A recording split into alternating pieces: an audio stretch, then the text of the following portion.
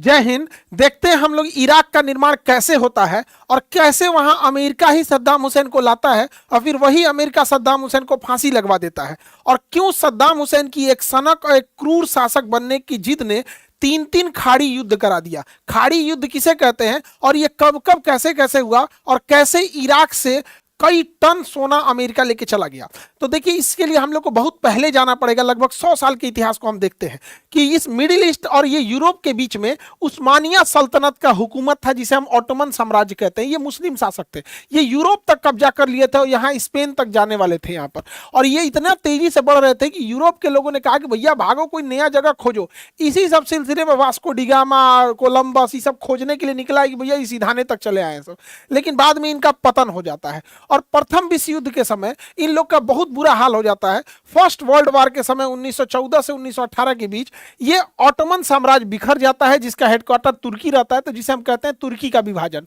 अब ये जिला कोई और ले गया, ये देश कोई और ले गया, कहीं स्वतंत्र देश बना, कहीं मिस्र बना, कहीं सीरिया बना, कहीं लेबनान हुआ, और यही हाल हो गया। इस दिल के टुकड़े हजार हुए, कोई यहाँ गिरा कोई वहां गिरा, और इस तरह से इसके बिखराव से कई देशों का निर्माण हुआ। और यहीं पर था मेसोपोटामिया, और यहाँ निर्माण होता है मेसोपोटामिया का, जिसे आज के समय हम इराक कहते हैं।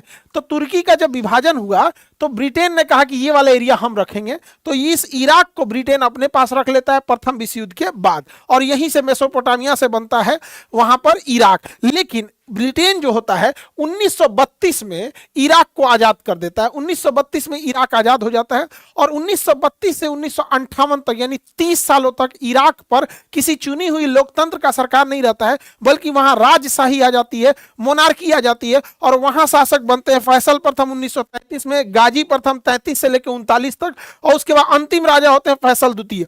ये 1939 में जब गद्दी पर बैठते हैं तो उनकी उम्र रहती है 4 साल। बाबू रहता है, अपने चाचा के गोदी में बैठल रहता है, और जब ये 23 साल का होता है तो इसी का सेनापति, छोटी उम्र में 23 साल के एज में बेचारे को, इसी का सेनापति जो रहता है अब्दुल करीम कासिम ने 1958 में इस करीम कासिम ने इसकी हत्या कर देती है, 23 साल की उम्र में हत्या करके, और ये करीम कासिम सत्ता में आ जाता है। और इस प्रकार से राजशाही बदल जाती है सैनिक तानाशाही में, यानी जनता को कोई फर्क पड़ने वाला नहीं है। अब्दुल करीम कासिम एक क्रूर शासक था और ये अच्छे से शासन कर रहा था 10 सालों तक। लेकिन 10 सालों तक जब इसने शासन किया, जनता पर अत्याचार ज्यादा किया, तो इराक में एक नई पार्टी का गठन हुआ, उसका नाम था बाथ पार्टी। बाथ पार्टी अरब एकता की बात करती थी और बाथ पार्टी ने पूरी जनता का विद्रोह करा दिया, जिस वजह से इसके सामने ऑप्शन दिया गया, या तो गद्दी से हटो या तो मार दिया जाएगा। तो ये गद्दी से हटता है 10 साल बाद, और यहां पे चुनी हुई सरकार आती है, और यहां पे एक बाथ पार्टी की सरकार बनती है 1968 में, 1968 में, और इनके राष्ट्रपति बनते हैं अहमद हसन अल बेग। अहमद हसन अल बेग जब राष्ट्रपति बनते हैं तो ये शासन ठीक से चला रहे होते हैं, लेकिन ये रसिया के फेवर में रहते हैं। तो अब अहमद हसन अल बेग, यूएसएसआर उस समय नाम था, बाद में टूट के रसिया बना था, तो उसके फेवर में रहते हैं। तो अमेरिका नहीं चाहता है कि इराक का कोई एक ऐसा राष्ट्रपति आए जो कि रसिया के फेवर में रहे, इसलिए अमेरिका शुरू से, उसकी खुफिया एजेंसी CIA चाहती थी कि कैसे ही अहमद हसन अल बेग को यहां से हटाया जाए। इसके लिए उसे लाया जाता है सद्दाम हुसैन को। देखिए, सद्दाम हुसैन कोई सैनिक नहीं था, कोई सेना के पोस्ट पे भी नहीं था, लेकिन ये फील्ड मार्शल की वर्दी पहन के घूमता था। ये बहुत ही क्रूर शासक था। जब ये अपनी मां के पेट में था तो इसके पिता की मृत्यु हो गई थी। जब ये इसकी मां को ऐसा लगता था कि शायद ये ऐसा कुकर्मी है, ऐसा करमफोर है कि एकरे चक्कर में हुआ, तो इसकी मां ने जहर खाने का भी प्रयास किया था। तो ऐसा कहा जाता है कि पड़ोस में रह रहे यहूदी परिवार ने बचाने का प्रयास भी किया था, लेकिन सद्दाम हुसैन बच गया। और जब सद्दाम हुसैन पैदा होता है तो इसकी मां इसे छोड़ देती है और इसकी ये अपने मामा के यहाँ इसका परवरिश होता है। तो बचपन से ये क्रूर शासक था। ये भी ज्वाइन कर लेता है बाथ पार्टी, और धीरे धीरे CIA की मदद से ये बाथ पार्टी में ऊंचे पद पर पहुंच जाता है, और हसन अल बेग इसे उपराष्ट्रपति बना देते हैं, वाइस प्रेसिडेंट। जब ये उपराष्ट्रपति बनता है तो इसे खुफिया एजेंसी का हेड बनाया जाता है। खुफिया एजेंसी के हेड होने के नाते ये वहां अपने विरोधियों को इतनी बुरी टॉर्चर करके मारता है कि इसके नाम से पूरा खौफ जा जाता है, और ये पूरी ब्यूरोक्रेसी में अधिकारियों के बीच में अपनी पकड़ बना लेता है, और इतना मजबूत पकड़ बना लेता है कि उस समय इराक में राष्ट्रपति हसन अल बेग से ज्यादा खौफ सद्दाम हुसैन का था। और यही समय जब आता है, 10 साल जब बीतते हैं और 1979 आता है, तो इस समय ईरान में हाँ, यहाँ पर रुहुल्लाह खमैनी की सरकार आ जाती है। रुहुल्लाह खमैनी जो है अमेरिका के वर्चस्व रजा पहलवी की सरकार को गिरा के जब यहाँ आ जाते हैं तो सीआईए कहती है कि इन्हें हटाया जाए, वरना ये भी रूस के फेवर में हो जाएगा और ये भी रूस के फेवर हो जाएगा, तो अमेरिका के लिए दिक्कत हो जाएगा। तो सद्दाम हुसैन को फेवर किया जाता है। सद्दाम हुसैन अपने सारे अधिकारी और सैन्य जनरलों को मिला देते हैं और एक मीटिंग के लिए राष्ट्रपति के पास जाते हैं, हसन अलबेग के पास, और हसन अलबेग के बंदूक रख देते हैं सर पे और कहते हैं या तो इस्तीफा लिखिए या तो गोली मार देंगे। तो मजबूरी में हसन अलबेग को इस्तीफा लिखना पड़ता है, वरना ये गोली मार देता। उसके बाद ये आजीवन अपना स्वास्थ्य का बहाना बना के इनको साइड में रख दिया जाता है और वहां पे प्रधानमंत्री नहीं बल्कि राष्ट्रपति बनता है सद्दाम हुसैन। और सद्दाम हुसैन जैसे राष्ट्रपति बनता है, इसे इस बात की भूख हो जाती है कि पूरे मुस्लिम लीडरों में ये सबसे सर्वोच्च जाना जाए। लेकिन सद्दाम हुसैन से ज्यादा दबदबा उस समय मिस्र के कर्नल नासिर का था। तो सद्दाम हुसैन मिस्र के कर्नल नासिर को अपना आइडियल मानता था। लेकिन उस समय ईरान के रुहुल्लाह खमैनी भी बहुत तेजी से उभर रहे थे और टाइम्स मैगजीन ने उस वर्ष में इन्हें पर्सन ऑफ द ईयर यानी मैन ऑफ द ईयर का खिताब दिया था। और ईरान में दिन प्रतिदिन रुहुल्लाह खमैनी की वर्चस्व बढ़ते जा रहा था। यह सद्दाम हुसैन देख नहीं पा रहा था। और दूसरा कि सद्दाम हुसैन एक सुन्नी था और ईरान एक शिया कंट्री था। तो सद्दाम हुसैन जो था अचानक एक दिन उठा और 1980s को, जैसे यहाँ खमैनी की सरकार आती है उसके एक साल बाद 80 में, जब यहाँ पर ईरान में बहुत तेजी से टेंशन चल रहा था, ईरान ने अमेरिका के राजदूतों को बंधक बनाया था और यहाँ अमेरिका और ईरान में टसल चल रहा था, सद्दाम हुसैन ने देखा यही मौका अच्छा है। यहाँ पहलवी की सरकार गिरी है, रुहुल्लाह खमैनी आए हैं, साथ अमेरिका के लोगों को बंधक बनाए हैं, अमेरिका इन पर हमला करने वाला, ऑपरेशन ईगल क्लॉ लाने वाला है, यही समय बहुत अच्छा है। तो 1980 के दशक में जब ईरान व्यस्त था तो ये अपने आप को सुप्रीम लीडर बनने के चक्कर में हमारा दबदबा ज्यादा रहे और खमैनी के प्रभाव को कम करने के लिए अचानक से हमला कर देते हैं सद्दाम हुसैन। कहा सद्दाम का जरूरत था तारा हमला के लिए, अभी इनका उपाय करेंगे सर देखिए। और जैसे हमला करते हैं यह युद्ध हो जाता है खाड़ी युद्ध। तो प्रथम खाड़ी युद्ध की शुरुआत होती है 1980 में। और खाड़ी किसे कहते हैं? फारस की खाड़ी से सटने वाले 8 देशों को हम खाड़ी देश कहते हैं। Oman, UAE, Qatar, Bahrain, Kuwait, Iraq, Iran, Saudi Arabia, इन 8 देशों को हम खाड़ी देश कहते हैं। तो जब भी इनमें से कहीं युद्ध होता है तो उस युद्ध को हम खाड़ी युद्ध कहते हैं। तो पहला खाड़ी युद्ध 1980 से 88 तक चला। ये अंदर तो प्रवेश कर गया यहाँ पर, लेकिन इसके बाद दिक्कत क्या हुआ, जैसे अंदर प्रवेश किया युद्ध फंसता गया, युद्ध फंसता गया।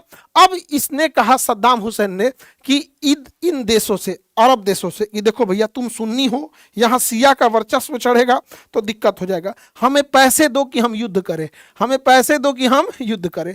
तो इसमें सबसे ज्यादा पैसा देने वाला था कुवैत। कुवैत खूब भर भर के पैसा दिया, कहा कि पैसा का कोई दिक्कत नहीं, 2 लाख करोड़ दिया। और अमेरिका ने हथियार भी दिया, कहा मारो ईरान को। अब चूंकि ईरान से अमेरिका की दुश्मनी हो गई थी, रुहुल्लाह खमैनी आए थे, ये ईरान और अमेरिका के रिश्ते एकदम खराब हो गए थे, इसलिए अमेरिका भी इनडायरेक्टली सद्दाम हुसैन को सपोर्ट कर रहा था। अब बहुत लंबा युद्ध चला, यह युद्ध 8 साल खींच गया। इस युद्ध का कोई खास नतीजा नहीं आया। उसका रीजन ये था कि सद्दाम हुसैन इराक में से ईरान में घुस तो गए थे, लेकिन ईरान में इतनी पहाड़ियां हैं कि लड़ते लड़ते 8 साल लग गया, बहुत पैसा बर्बाद हुआ। और यहां ईरान में खामेनी की सत्ता को और ताकत मिलने लगा। सद्दाम हुसैन सोचे थे कि खामेनी की ताकत को कमजोर करेंगे, चाचा के ऊपर उल्टा भारी पड़ गया, कोई फायदा नहीं हुआ। 8 साल युद्ध गंवाने के बाद दोनों को वही समझौता हुआ कि भैया हम भी अपनी सेना पीछे करते हैं, आप भी पीछे हटिए। तो ये भी पीछे हट गए, ये भी पीछे हट गए यहाँ पर। और इस युद्ध में इराक का बहुत पैसा लॉस हुआ, उसकी बहुत सारी आर्मी और हथियार, गोले बारूद बर्बाद हुए और दोनों देशों में 20 लाख लोग मारे गए। ईरान और इराक मिला के 20 लाख लोग मारे गए। और इस पहली खाड़ी युद्ध में 1980 से 88 के बीच हुआ, ये केवल सद्दाम हुसैन का सनक और घमंड था, जो अरब देशों में यह अपने आप को सबसे पावरफुल दिखाना चाहता था और चाहता था मुसलमानों का सबसे सर्वोच्च लीडर बन के उभरे और मुसलमान इसी इराक को अपना लीडर लेके चले। लेकिन ऐसा हुआ नहीं और इसको उल्टे लॉस लग गया इस प्रथम खाड़ी युद्ध में। अब इसके ऊपर इतने कर्ज का बोझ आ गया, बेचारा सद्दाम हुसैन को पहली खाड़ी लड़ाई लड़के कुछ मिला नहीं, उल्टे 2 लाख करोड़ का इसका खर्चा हो गया। अब सद्दाम हुसैन में देखिएगा क्या हुआ, ये जो 2 लाख करोड़ रुपया खर्चा हुआ है तो कुवैत कह रहा है हमको वापस करो जो तुम्हारा 8 साल लड़ाई में खर्चा हुआ है। तो सद्दाम हुसैन कह रहा है हम खर्चा कैसे करेंगे भाई, हम तो तुम्हारे लिए लड़ रहे थे, अरब के लिए लड़ रहे थे, यूएई के लिए लड़ रहे थे, हम सिया सुन्नी में लड़ाई लड़ रहे थे, हम सुन्नी है वो सिया है, ऐसे लड़ाई हो रही थी, तो हमसे ये पैसा काहे मांग रहे हो, एक काम करो ये पैसा माफ कर दो, और कुवैत कराना ना ये लोन है हमको वापस दो। ये बताइए 2 लाख करोड़ रुपया, 80 बिलियन डॉलर रुपया कह रहा है कि मेरा माफ कर दो यहाँ पर सद्दाम हुसैन। अब ये दोनों में झगड़ा हो गया, कह रहा है कि भाई हम अरब एकता के लिए लड़ाई लड़े, हमें चैरिटी करके माफ कर दो। ये कुवैत कर रहा है माफे नहीं करेंगे।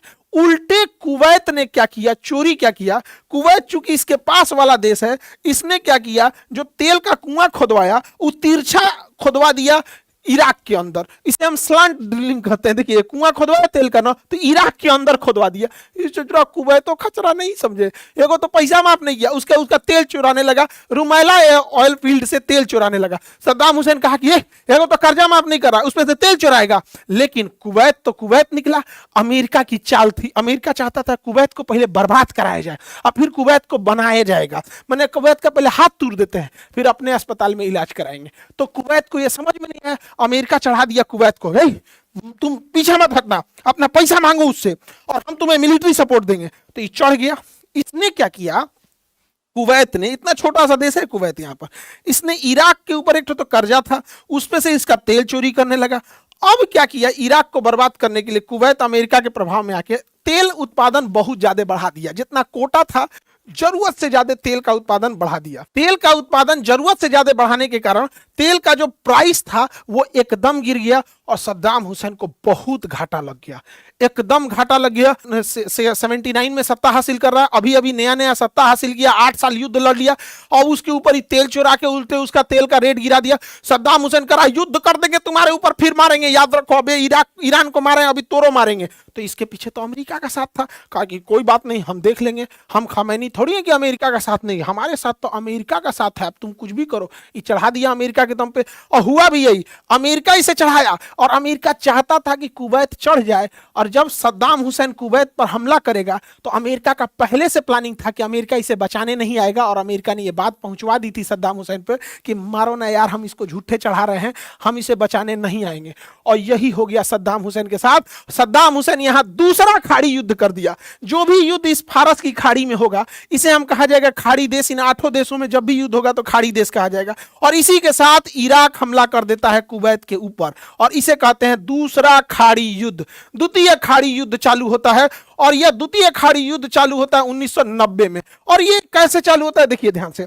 कुवैत एकदम छोटा सा देश है, इराक एक बड़ा देश है, इराक की सेना ज्यादा पावरफुल है, इराक की सेना अनुभवी है। और इराक की सेना जो थी कुवैत के ऊपर अचानक 2 अगस्त को सरप्राइज अटैक करती है, बिना बताए एकदम छोटे से देश पे चारों ओर से सरप्राइज अटैक कर देती है। और महज 48 घंटे यानी 2 दिन के अंदर 4 अगस्त को पूरे कुवैत पे कब्जा, पूरे कुवैत पर कब्जा। अमेरिका पूरा खुश हो गया, कहता हम तो यही चाहते थे, सचा तुम मरो, और जब तुम मरोगे तो तोरा पहले ब्लैकमेल करेंगे, तुम्हारा इलाज हम करेंगे, 100 गुना रेट पे करेंगे, बहुत उड़ रहे हो। सद्दाम हुसैन ने मारा पलीत करके रख दिया।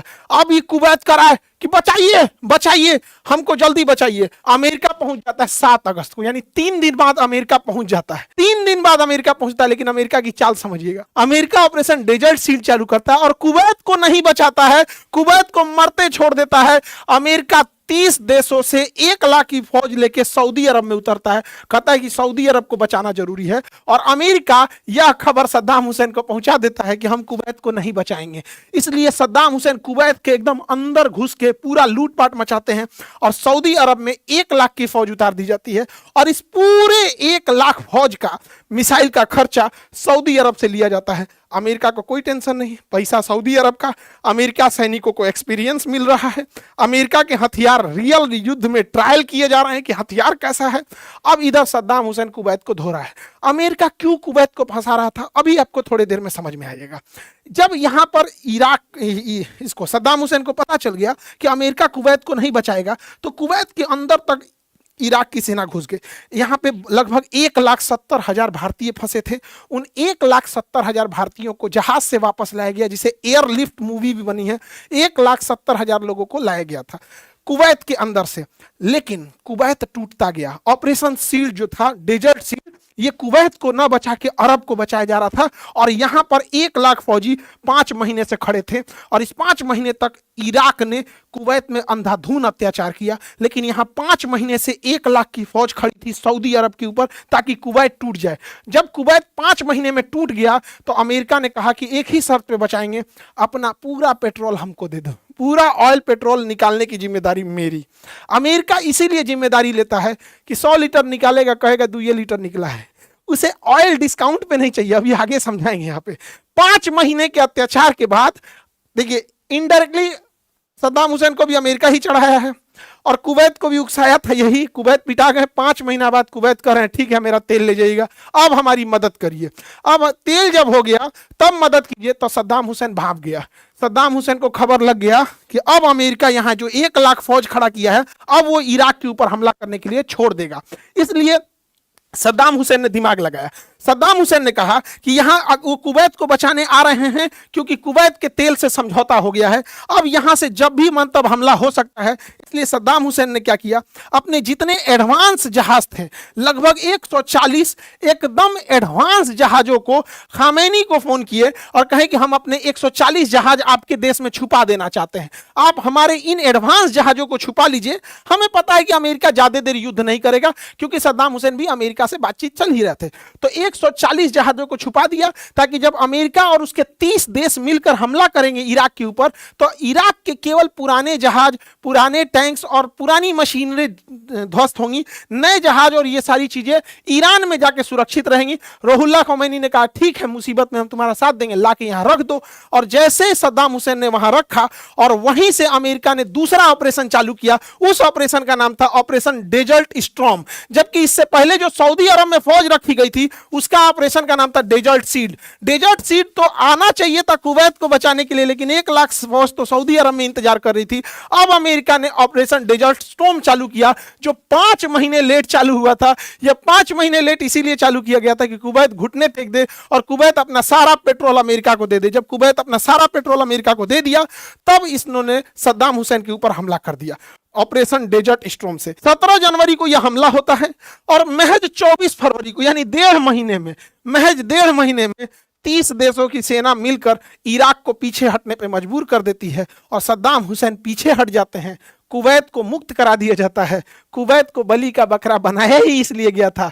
कुवैत हो जाता है मुक्त और सद्दाम हुसैन को ढकेल दिया जाता है पीछे। लेकिन सद्दाम हुसैन तो पहले से सेटिंग था। कहा गया अरब देशों से और कुवैत से, अमेरिका कहा कुवैत से, अमेरिका कहता है सऊदी अरब से कि देखो सद्दाम हुसैन को मारो नहीं, सद्दाम हुसैन का रहना जरूरी है। सद्दाम हुसैन अगर नहीं रहेगा तो ईरान को बैलेंस कौन रखेगा? ईरान को बैलेंस रहने दो, ये दोनों आपस में लड़ेंगे और तुम लोग खुश रहना, अपने में हैप्पी एकदम रहना। ये सब समझ किया सबका, ठीक है, सद्दाम हुसैन को छोड़ दिया जाए। सद्दाम हुसैन को अमेरिका ने छोड़ दिया और कहा क्योंकि पावर बैलेंस बनाने के लिए सद्दाम हुसैन जरूरी है। सद्दाम हुसैन को छोड़ दिया गया। अमेरिकी सैनिक 30 देशों के सैनिक लौट गए। कुवैत फिर से हो गया, कुवैत हो गया भैया, वहां से तेल ले गया अमेरिका और सद्दाम हुसैन अपने यहाँ चले गए। सद्दाम हुसैन जब अपने यहाँ चले गए तो रुहुल्लाह खमैनी से कहें कि देखो भैया, हमारा तो भाई क्या किस्मत कहें, पहली खाड़ी देश का युद्ध आपसे लड़े 8 साल और दूसरा खाड़ी कुवैत से लड़े, कुल इंफ्रास्ट्रक्चर चौपट हो गया, लाखों लोग मारा गए, पूरी सेना बर्बाद हो गई, इंफ्रास्ट्रक्चर बर्बाद हो गया, हम क्या करें? एक काम कीजिए, 140 को जो जहाज रखे हैं ना, हम आपके यहाँ रखे थे, आप ही जहाजवा हमको वापस कर दीजिए। रुहुल्लाह खमैनी से कहा गया कि वापस कर दीजिए। रुहुल्लाह खमैनी ने कहा कि हम नया देश बनाए थे 1979 में अमेरिका से लड़के, और अगले ही साल 1980 में ते हमारा ऊपर बिना मतलब युद्ध थोप दिया। बताओ सद्दाम चाचा गलती क्या था इसका? बताओ सद्दाम चाचा क्या गलती था? कहा तू हमरा का 8 साल तक युद्ध किया, 80 से 88, ये 8 साल के युद्ध में हमारा बहुत लॉस हुआ है, हम तुम्हारा जहाज युद्ध के जुर्माना के तौर पे रख लेते हैं, ये हमारा हर जाना हो गया। जाओ सद्दाम हुसैन, तुम्हारा पुराना जहाज अमेरिका मार दिया ऑपरेशन डेजर्ट स्टॉर्म में, और नया जहाज तुम हमारे यहाँ रखे थे, ये हम रख लिए। ईरान बाजी मार लिया, फ्री में इतना जहाज रख लिया ईरान, इंटरनेशनल चोरी। ऑपरेशन डेजर्ट स्टॉर्म के बाद भले ही अमेरिका और 30 देश पीछे चले गए, लेकिन अमेरिका ने अब सद्दाम हुसैन को टॉर्चर करने के लिए इराक के ऊपर प्रतिबंध लगाना चालू कर दिया। कहा कि इराक के ऊपर सैंक्शन लगाए जाएंगे, उसकी इकोनॉमी को बर्बाद किया जाएगा, कोई भी तेल उससे नहीं खरीदेगा। धीरे धीरे इराक बर्बाद होने लगा, इराक एकदम खत्म हो गया। प्रथम खाड़ी युद्ध ईरान से लड़ गया, दूसरी खाड़ी युद्ध कुवैत से लड़ गया। इन दोनों युद्ध में पैसा बर्बाद हो गया, 140 को जहाज रख लिया ईरान, फिर सैंक्शन लगा दिया, इराक एकदम कमजोर हो गया। पहले ये देखते हैं कि सब सद्दाम हुसैन थे तो भारत से कैसा रिलेशन था। ओवरऑल ये डिपेंड करता है हमसे कितने अच्छे थे। तो देखिए, सद्दाम हुसैन भारत को सस्ते दम पे पेट्रोल देता था, इसलिए बहुत अच्छा है। दूसरा, भारत किसी भी गुट में नहीं था, गुट निरपेक्ष था, और इराक भी किसी भी गुट में नहीं था, गुट निरपेक्ष था। भारत भी ग्लोबल साउथ यानी जो विकासशील देशों का संगठन है उसका सदस्य था, और इराक भी ग्लोबल साउथ का था। इस हिसाब से हमारे अच्छे रिलेशन थे। रही बात कश्मीर की, तो सद्दाम हुसैन की एक चीज अच्छी ये लगी कि इसने कश्मीर के मुद्दे पर कहा कि ये भारत पाकिस्तान का इंटरनल मैटर है, दुनिया को इस पे ध्यान नहीं देना चाहिए, इस वजह से ये हमारा साथ दिया। लेकिन कई जगह पे, जैसे इस्लामिक ऑर्गेनाइजेशन के मामले पे, ये कश्मीर के मामले में इनका राग अलग हो जाता था, या फिर जब कभी रिलीजियस मैटर होता था तो ये अरब देशों के साथ चल जाते थे। यानी ओवरऑल अगर हम कहें तो भारत के पक्ष में ये इंसान 60% रहता था, लेकिन ओवरऑल ये कहेंगे कि हमसे अच्छा पेट्रोल मिल जाता था। ये पाकिस्तान का कभी खुल के साथ नहीं दिया, उसका रीजन खुद पाकिस्तान भी है। रीजन क्या है कि इसकी दुश्मनी अब हो गई अमेरिका से, और पाकिस्तान जो था हमेशा अरब वेस्टर्न कंट्रीज का साथ दिया। पाकिस्तान वेस्टर्न कंट्री का साथ दिया, इसलिए पाकिस्तान से इसकी हमेशा खटक जाती थी। तो ये पाकिस्तान से ज्यादा दोस्ती नहीं कर पाया, लेकिन हमारे लिए अच्छा था पेट्रोल। अगर ईरान, इराक और सीरिया आज रहते तो आज भी हमारे यहाँ पेट्रोल 42 रुपया लीटर रहता, 40 से 45 रुपया लीटर रहता। लेकिन इतना महंगा हो गया, सोचिए हमारे यहाँ डेली करोड़ों लीटर का खपत हो रहा है, और हर लीटर अगर हम लोग को 50-60 रुपया महंगा पड़ रहा है तो करोड़ों लीटर पे कितना लॉस हो रहा होगा हम लोग को। सब कुछ ठीक ठाक ही चल रहा था, लेकिन अमेरिका द्वारा बनाए गए आतंकवादियों ने ही अमेरिका पे हमला कर दिया।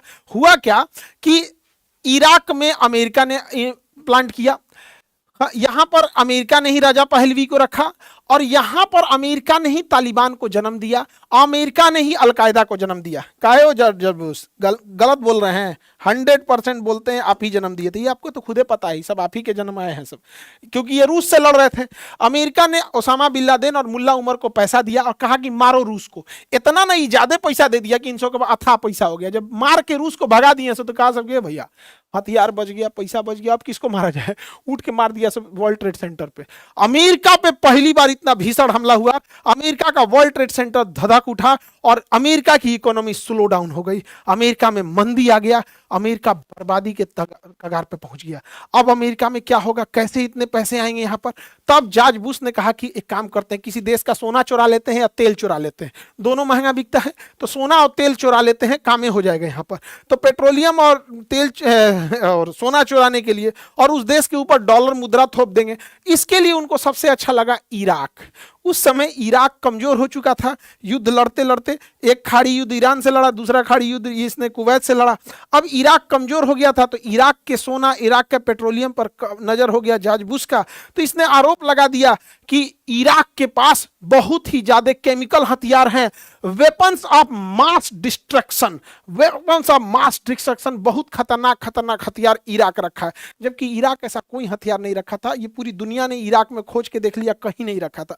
लेकिन ये बहाना बनाकर अमेरिका ने 2003 में इराक के ऊपर आक्रमण कर दिया, और ये हो गया तीसरी खाड़ी लड़ाई, ले इराक के ऊपर आक्रमण कर दिया। जबकि उद्देश्य बस था कि इराक का तेल लेके जाना है। सद्दाम हुसैन को लगा कि छोटा मोटा हमला करेगा, क्योंकि 2 बार तो हमला हो ही गया था, तो सद्दाम हुसैन ओवर कॉन्फिडेंस में थे। लेकिन यह हमला बहुत तेजी से हो गया, और इस ऑपरेशन का नाम रखा गया ऑपरेशन इराकी फ्रीडम, जो इराक को फ्रीडम दिलाएंगे सब, यहाँ पर इराकी फ्रीडम नाम रखा गया। और अमेरिकी सैनिक अंदर घुस गए सब 2003 में, और 8 महीने के अंदर अंदर सद्दाम हुसैन को हरा दिया गया, पूरे सद्दाम हुसैन पर हरा दिया, इराक पर कब्जा हो गया और सद्दाम हुसैन को पकड़ लिया गया। 2003 में 8 मंथ के ही ऑपरेशन में 2003 में ही आक्रमण हुआ, और 2003 में ही 8 मंथ के बाद एक सुरंग से सद्दाम हुसैन को पकड़ के ये सब निकाल दिया था। क्या हाल हो गया इस सद्दाम हुसैन का। और सद्दाम हुसैन को पकड़ के निकाला गया और पूरे इराक में छानबीन दिया गया, कहा गया कि कहीं कोई हथियार ही नहीं मिला है, कोई ऐसा परमाणु बम नहीं है, कोई वेपन्स ऑफ मास डिस्ट्रक्शन नहीं है। अब अमेरिका ने कहा कि यहां से अगर हमें पूरा सोना और पूरा पेट्रोलियम ले जाना है। कुवैत का तो लेके चलिए गया, अगर यहां से ले जाना है तो सद्दाम हुसैन पे किसी मुकदमा में फंसा दो और यहां किसी कठपुतली, किसी चोट्टा को सरकार बना दो और उसी चोट्टा से इसको फांसी दिलवा देते हैं। तो अमेरिका ने यहां एक कठपुतली सरकार बना दिया और उसी कठपुतली सरकार से सद्दाम हुसैन को गिरफ्तार करा दिया और सद्दाम हुसैन के ऊपर मुकदमा चलाया गया। सद्दाम हुसैन पर 2003 में मुकदमा चला और यह मुकदमा 2006 तक, यानी 3 सालों तक सद्दाम हुसैन के ऊपर मुकदमा चला। अमेरिका ने कहा कि हम कहां कुछ कर रहे हैं, हम मुकदमा चला रहे हैं, ये तो इराक में नया राष्ट्रपति आए हैं, वो ने सद्दाम हुसैन को पकड़ लिए हैं। अब सद्दाम हुसैन जब खुफिया एजेंट था या जब राष्ट्रपति था तो अत्याचारी तो ये था ही यहां पर। अब सद्दाम हुसैन के ऊपर एक मुकदमा लगाया गया 1982 में। सद्दाम हुसैन ने दुजैल नाम के एक जगह पर 148 लोगों की हत्या करा दिया था। दुजैल नरसंहार कहा गया, 148 लोगों की हत्या कराया था। उस हत्या में ज्यादातर सिया और कुर्द जनजाति के लोग थे, सिया और कुर्द जाति के लोग थे। तो सद्दाम हुसैन के ऊपर यही आरोप लगाया और अमेरिका ने क्या किया कि इन पर जब मुकदमा चलाया तो अमेरिका ने कहा कि फुल जजेज बेंच बैठाया जाए। जब 5 जज बैठते हैं तो उसे फुल बेंच कहते हैं। 5 जजेज का बेंच बैठाया अमेरिका और अमेरिका ने जो हत्या का आरोप था सद्दाम हुसैन के ऊपर सिया और कुर्द 148 लोगों में, 5 जजेज में 3 जज सिया थे और 2 जज कुर्द थे। इन जजों ने 30 दिसंबर 2006 को सद्दाम हुसैन को फांसी की सजा सुना दिया। सद्दाम हुसैन को फांसी की सजा सुना दिया गया। 30 दिसंबर का वह दिन था। अगले दिन एक दिन रुक जाता तो 1 जनवरी आ जाता। 30 दिसंबर के दिन सद्दाम हुसैन को फांसी दिया गया। उस दिन बकरीद का त्यौहार था। अमेरिका ने जानबूझ के बकरीद के त्यौहार के दिन एक मुस्लिम नेता जो अपने आप को अरब देशों का बन रहा था उभारा, ताकि आतंकवाद का जन्म हो। और जब आतंकवाद का जन्म होगा तो आतंकवाद से जो पीड़ित होंगे वो हथियार अमेरिका से खरीदेंगे। एक दिन इसे आगे या एक दिन पीछे टाला जा सकता है। अमेरिका ने पूरे इराक को लूट लिया। इराक के पूरे तेल पर अमेरिका का अधिकार हो गया।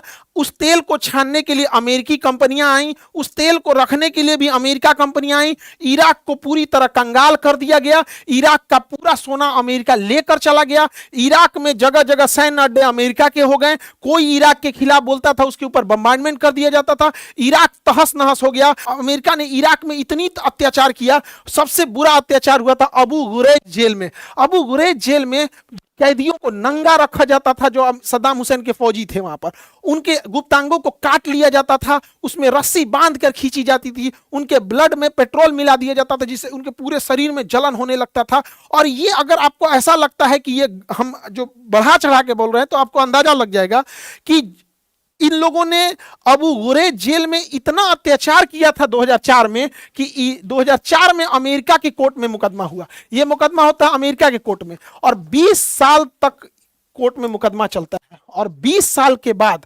अमेरिका की कोर्ट ने जो अमेरिकी सैनिकों की CACE कंपनी थी उसके ऊपर 350 करोड़ का जुर्माना लगाया और कहा कि 350 करोड़ रुपया इराक के उन परिवार को देना होगा जिन लोगों को आपने इसे मारा है। यहां पर अमेरिका की एक कंपनी थी ब्लैक वाटर, ये प्राइवेट आर्मी थी जो सुरक्षा देती थी उन लोगों को, ये किसी को गोली मार देते थे सब यहां पे। उसी अमेरिका की सैनिक में एक लेडी सैनिक थी लिंडी इंग्लैंड। ये इसका शौक अलग था, ये पुरुषों को नंगा करके रखती थी और उनके प्राइवेट पार्ट को काट लेती थी। इसको जेल की सजा सुना दिया गया, अभी ये जेल में है। ये सारा अत्याचार इराक के ऊपर किया गया था। अमेरिका ने इससे ज्यादा अत्याचार ग्वांतनामो जेल में किया है।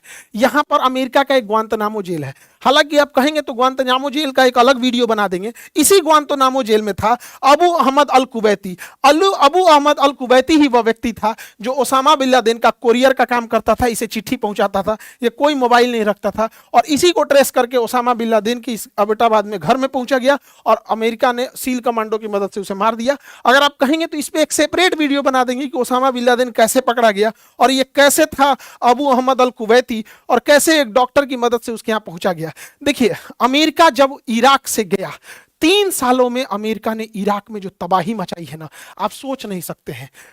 सद्दाम हुसैन क्रूर था, 148 लोगों से ज्यादा लोगों को मारा था, लेकिन जब 3 साल में अमेरिका वहां गए सब तो अमेरिकी सैनिकों ने वहां मिलकर 60,000 महिलाओं का रेप किया था। 60,000 वहां लगभग 80 लाख लोगों का घर उजाड़ दिया गया बम मार के। 80 लाख लोगों को मार दिया गया था वहां पर, बेघर कर दिया गया। 10 लाख लोगों की हत्या कर दी गई थी, 10 लाख। और 1 करोड़ लोग घायल थे। ऐसे घर में घुस के सैनिक किसी के घर में ऐसे घुस जाते थे कि सब सामने रेप कर देते थे सब। अब आप बताइए, सद्दाम हुसैन क्रूर था, पूरी दुनिया कहेगी, और ये सब जो अमेरिका किया इस पे सब चुप रहेंगे। एप्स्टीन फाइल वालों के आगे किसी की जबान नहीं खुल सकती, इतना ज्यादा क्रूरता था। इसका नतीजा क्या हुआ? इराक से जब अमेरिका गया तो वहां आतंकवादी पनप गया, सब आईएसआईएस। इन आईएसआईएस आतंकवादियों ने जिनके घर गए होंगे यहाँ पर, ये सब आतंकवादी बन गए। अब आप खुद सोचिए, दुनिया का सबसे शांत देश है नॉर्वे, मान लीजिए नॉर्वे, शांति का नोबेल वगैरह दिया जाता है। अगर वहां किसी के घर में घुस के 60,000 का रेप कर दिया जाए, वहां के किसी लीडर को क्रिसमस के दिन फांसी लगा दिया जाए, वहां 1 करोड़ लोगों को बेघर कर दिया जाए, तो क्या वहां से नोबेल प्राइज के अभिनेता निकलेंगे? अमेरिका जानबूझ के पूरी दुनिया में आतंकवाद फैलाता है। आप देखिए, इसको एक एक करके समझिए। पूरी दुनिया में फसाद का सबसे बड़ा जड़ यही दूठो है सब। एक ब्रिटेन है, और ब्रिटेन के ही लोगों ने जाके अमेरिका बसाया है यूएसए। बाद में बता देंगे कि इन्हीं के चमचों ने अमेरिका को बसाया था यहाँ पर। ये क्या करती है? किसी भी देश को तोड़ देती है, सेपरेट कर देती है, पार्टीशन कर देती है किसी भी देश को, ब्रिटेन वाले, और अमेरिका उस देश में आतंकवादी भर देता है। आपको हम एक एक करके समझाते हैं। ब्रिटेन ने तोड़ा फलस्तीन को, अमेरिका वहां भी भर दिया। ब्रिटेन ने तोड़ा सीरिया और इराक को, अमेरिका वहां भी आईएसआईएस को भर दिया। इसी ब्रिटेन ने अफगानिस्तान को तोड़ा, अमेरिका वहां अलकायदा और तालिबान आतंकवादी भर दिया। इसी ब्रिटेन ने पाकिस्तान को तोड़ा, अमेरिका वहां पैसा देता है, अभी भी ऑपरेशन सिंदूर में पाकिस्तान को हथियार दे रहा था। इसी ने बांग्लादेश यानी पूर्वी पाकिस्तान बनाया था, आज हमारे लिए बांग्लादेश संकट है। यही वो व्यक्ति है जिसने शेख हसीना की सरकार को हटाया बांग्लादेश में, और वहां यूनुस को बैठाया और अपनी कठपुतली सरकार को बनाया। यही ब्रिटेन है जो भारत से टुकड़ा किया म्यांमार का, और म्यांमार में इसने रोहिंग्यों को भर दिया वहां पे। आज भारत के लिए समस्या है।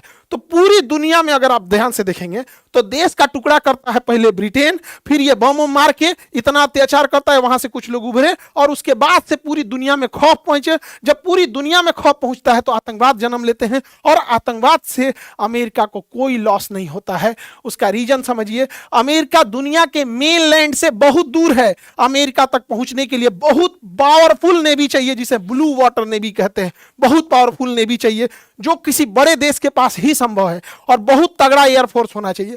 ईरान में इतना दिन से युद्ध हो रहा है, एक भी मिसाइल वहां नहीं पहुंच पा रही है। यही अमेरिका का सबसे प्लस पॉइंट है। इसलिए आतंकवाद से अमेरिका को कोई घाटा नहीं होता है। अमेरिका जहां पे आतंकवाद फैलाता है, जैसे भारत जैसे देशों में घाटा होता है, इसलिए अमेरिका आतंकवादियों को बढ़ावा देता है। जब पूरी दुनिया में आतंकवाद और युद्ध का माहौल छा जाएगा, तब आप अमेरिका से खरीदिएगा, करोड़ों रुपए के जहाज खरीदेंगे, करोड़ों हथियार खरीदेंगे। इन हथियार के पैसे से अमेरिका नए नए रिसर्च करेगा। आज आप कोई लैपटॉप चलाइए, वो विंडोज पे चलेगा या तो आईओएस पे चलेगा। आज कोई मोबाइल खरीदिए, ओप्पो, लावा, वीवो, कुछ वो चलेगा एंड्रॉइड पर। हथियार के पैसे से ये लोग क्या करते हैं? नई नई टेक्नोलॉजी लाते हैं। अब उस नई टेक्नोलॉजी का इस्तेमाल करने आपको देते हैं, और आपके हर एक डाटा को ये इस्तेमाल करते हैं, और उसके बाद कोई देश से पेट्रोल और डॉलर लेके उस देश को पूरी तरह से खोखला करके खा जाते हैं। आपको एक एग्जांपल पे समझाते हैं अमेरिका क्या करता है। अमेरिका किसी देश से कहता है हमको डिस्काउंट पे पेट्रोल नहीं चाहिए, हमें पूरा तुम्हारा पेट्रोल का कुआं ही चाहिए। क्यों? अमेरिका वहां से निकालेगा 100 लीटर, अब बोलेगा 5 लीटर निकला है, यानी 95 लीटर तो फ्री में ले गया, बचा हुआ 5 लीटर भी डिस्काउंट पे ले जाएगा, और उस 5 लीटर का भी पेमेंट आपसे डॉलर में कराएगा। उस देश को इतना कमजोर कर देता है कि अगर वो देश आंख उठाने की हिम्मत करता है तो उस देश के ऊपर हमला कर दिया जाता है, या उस देश के राष्ट्रपति को फांसी दे दिया जाता है, या वेनेजुएला के राष्ट्रपति को रात को अंधेरे में उठा के लेके चला जाता है, या फिर ईरान की तरह घर में घुसकर किसी राष्ट्रपति को उसकी पत्नी, बीवी, बाल बच्चे के साथ मार दिया जाता है। अब जहां वहां आतंकवाद पनपेगा तो अमेरिका कहता है आतंकवाद हुआ है। आप सोच के देखिए, अगर कोई द्रौपदी मुर्मू के ऊपर अगर मिसाइल से हमला कर दे, हमारे प्रधानमंत्री के ऊपर कोई मिसाइल से हमला करके मार दे, तो क्या भारत का आदमी चुप बैठेगा, चूड़ियां पहन के बैठेगा? कभी नहीं बैठेगा। अमेरिका यही करता है और उस देश को पूरी तरह से चूस लेता है। एग्जाम्पल के तौर पर बताते हैं आपको, अगर मान लीजिए कि हमारे ऊपर यह जिम्मेदारी हो जाए कि हम ही परीक्षा का क्वेश्चन सेट करेंगे, तो हम कैसे अमीर हो सकते हैं? देखिए, अगर हम ये कह दें कि परीक्षा का क्वेश्चन हम सेट करेंगे और कॉपी भी हम ही जांच करेंगे, मतलब आपका क्वेश्चन भी हम ही बनाएंगे और जांच भी हम ही करेंगे, अब देखिए क्या होगा। अगर जांच हम करेंगे तो हम जिसको चाहे उसको फेल कर देंगे, जिसको चाहे उसको फेल कर देंगे। नियम कहेंगे वही पास होगा जो मेरे कोचिंग में पढ़ेगा, क्योंकि क्वेश्चन सेट करने का अधिकार मेरा हो गया है और कॉपी जांच करने वाला मेरा ही हो गया है। अब हम जिसको चाहे उसको फेल कर देंगे। अब लोग डर के मारे कहेंगे कि भैया पास होना है तो इनके कोचिंग में जाओ। अब हम अपनी कोचिंग का फीस रख देंगे 2 लाख रुपया, आओ 10 करोड़ लोग पढ़ने आएगा। तो यही करता है अमेरिका, पूरी दुनिया में पूरे तेल पर मार और के अपना कब्जा कर लेता है, उसके बाद तेल का रेट बढ़ा के बेचता है, कहता है कि भैया ये तो करोड़ों डेली खरीदने बिकने की चीज है पेट्रोलियम यहाँ पे। इस तरह से अमेरिका अपनी मोनोपोली बनाता है। अमेरिका छोटे छोटे देशों को बर्बाद करते आ रहा है, सीरिया ले गया, इराक ले गया, ईरान ले जाने वाला है, अफगानिस्तान ले गया, पाकिस्तान को भी चौपट करेगा।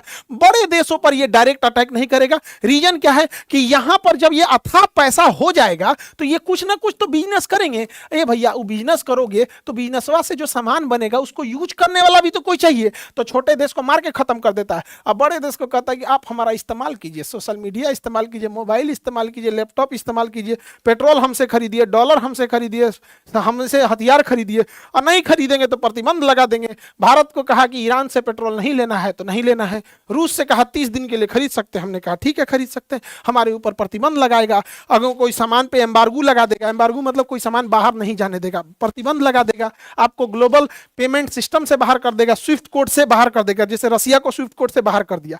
अगर जैसे भारत के अंदर पैसा भेजना है तो आईएफएससी कोड चाहिए, इंटरनेशनल पैसा भेजना है तो स्विफ्ट कोड चाहिए, अमेरिका स्विफ्ट कोड से बाहर कर देगा। हमें सैंक्शन के डर से मजबूर होना पड़ता है। जैसे आप एग्जांपल के तौर पे हमारे राष्ट्रपति और प्रधानमंत्री का जो जहाज है वो बोइंग 777 जहाज है, बोइंग कंपनी का 777 जहाज है, और ये जहाज हमारे राष्ट्रपति और प्रधानमंत्री दोनों यूज करते हैं। अगर अमेरिका से संबंध बिगड़ता है तो इन जहाजों के पार्ट पुर्जे हर 3 महीने पे इसकी सर्विसिंग होती है, हमेशा इसके कुछ पार्ट पुर्जे बनते रहते हैं, बिगड़ते रहते हैं, तो 3 महीने पे सर्विसिंग जब होना है तो इन जहाजों का सर्विसिंग ही रोक देगा। अमेरिका में उसने रोक दिया, रूस में उसने रोक दिया था, तब जाके रूस क्योंकि आत्मनिर्भर है तो थोड़ा कर भी लेता है, हम लोग से तो और फंसा के रख देगा। इसलिए अमेरिका किसी का दोस्त नहीं होता है, वो मजबूरी का फायदा उठाता है। तो आप प्रथम खाड़ी युद्ध देखें, इराक ने ईरान पर आक्रमण किया, दूसरा में कुवैत पर आक्रमण किया, तीसरे में सद्दाम हुसैन को निपटा दिया अमेरिका। तो इराक के बारे में आप देखें, पिछले 100 सालों का इराक का इतिहास देखें हम लोग, कैसे इराक मेसोपोटामिया से इराक बनता है और वहां राजतंत्र से सैनिक तानाशाह आती है और आज इराक पूरी तरह से तबाह हो गया है, इराक पूरी तरह से खत्म और बर्बाद हो गया है, ये आप समझे होंगे। और geography, world map, physics, UPSC और बीपीएससी के बैचेज आ गए हैं। अब चूंकि वहाँ अच्छा खासा क्वेश्चन ये सब हिस्ट्री वगैरह से पूछता है तो उसके लिए आप लोग इनरोल हो जाएंगे। और नीट जेई वाले बच्चे आप लोग के लिए भी क्लासेज स्टार्ट हो गए हैं, और 29 मार्च को प्रयागराज हम आ रहे हैं, 29 मार्च को, और 5 अप्रैल को पटना के बापू सभागार में। 29 मार्च प्रयागराज और 5 अप्रैल को बापू सभागार। बोर्ड एग्जाम वाले बच्चे लोग, चाहे वो 9th क्लास वाले बच्चे हों, आपका निर्माण बैच, 10th क्लास वाले बच्चे हैं आपका आधार बैच, जो आपके 11th 12th वाले बच्चे हैं वो लोग के लिए भी सारे बैच, जो 12th वाले हैं, तो जितने बच्चे हैं वो लोग इनरोल हो जाएंगे। और निर्माण बैच हो या फिर निर्णय बैच हो, जिस भी बैच में आपको जो जिस क्लास में आप जुड़ सकते हैं, स्पोकन क्लास हो उसमें भी आप आ सकते हैं। 12th वाले बच्चे चाहे वो कॉमर्स से रिलेटेड हो, आर्ट्स से हो या साइंस से हो, उन सारे बच्चे लोग को लिए आप लोग इनरोल हो सकते हैं। और आज रामनवमी का त्यौहार है, आप सब लोग को रामनवमी की ढेर सारी शुभकामनाएं। सियावर रामचंद्र जी की जय। और भगवान राम डोनाल्ड ट्रंप को सद्बुद्धि दे, पूरी दुनिया को टेंशन में डाल के रखा है, नहीं तो पगला गया है, हम लोग का गैस सिलेंडर सब महंगा कर दिया। भगवान राम जी उसको सद्बुद्धि दे रामनवमी के दिन ट्रंप को।